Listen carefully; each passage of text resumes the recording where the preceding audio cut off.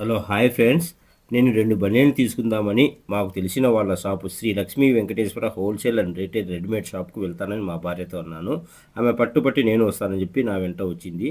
అక్కడికి వెళ్ళగానే నేను 2 బనియన్లు, మూడు డ్రాయర్లు తీసుకున్నాను. ఇంతలో ఆమె 2 డ్రెస్సులను తీసుకుంది. మొత్తం బిల్లు 3000 అయింది. మా భార్య 300 ఇస్తానంటూ షాపు అన్నతో బేరం ఆడుతుంది. లాస్ట్కు 2000 ఇవ్వమని అంటున్నాడు.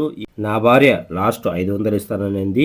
కానీ షాప్ ఆయన 900 ఇవ్వమ్మా అంటూ ఫైనల్గా 900 ఇవ్వమని దండం పెడుతున్నాడు. ఈ మధ్యలో చాలా సంభాషణ జరిగింది. పాపం షాపు అన్న నా భార్య బేరానికి తట్టుకోలేక 2 చేతులతో దండం పెట్టి లాస్ట్కు 900 ఇవ్వు బంగారు తల్లి అని అన్నాడు. నేను కూడా కోప్పడ్డాను.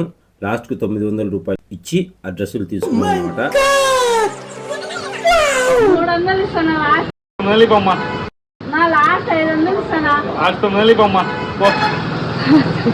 ఆడవాళ్ళతో షాపింగ్ వెళ్తే మనకు దూల తిరిగిపోతుంది.